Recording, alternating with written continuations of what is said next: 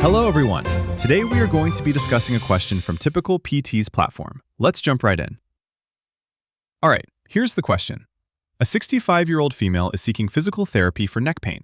She is an avid gardener and suffered a hard fall last week while pulling weeds. She has not seen a primary care provider or had any imaging done. Currently, she complains of persistent neck pain, bilateral numbness and tingling, and occasional dizziness, particularly during head turns. Physical examination reveals limited range of motion, primarily due to pain. Notably, the sharp purser test had no symptom relief, and she felt the numbness and tingling throughout the movement. What do you suspect is contributing to the patient's symptoms? Let's go through the answer choices. A. Dens fracture. B. C7 fracture.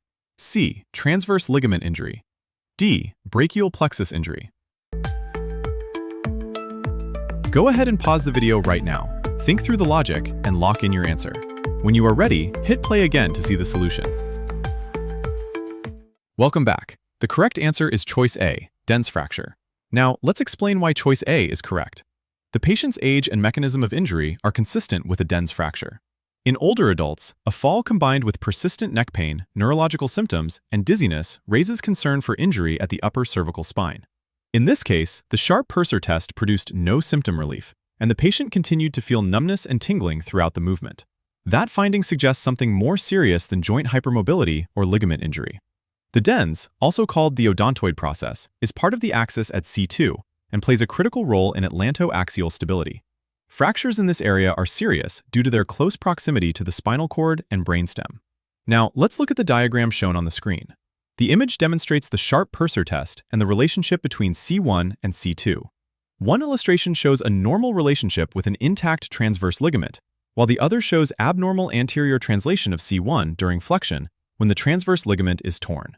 This visual helps clarify why symptom relief during the test would suggest ligament involvement, whereas the absence of relief points toward a structural issue such as a Dens fracture.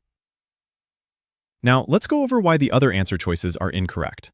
Choice B, C7 fracture, is incorrect because the patient's findings point to an upper cervical involvement at C1 to C2 rather than a lower cervical injury.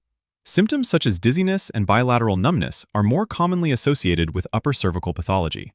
A C7 fracture would more typically present with unilateral radicular symptoms into the index and middle fingers and possible triceps weakness. Choice C, transverse ligament injury, is incorrect because the sharp purser test did not relieve symptoms.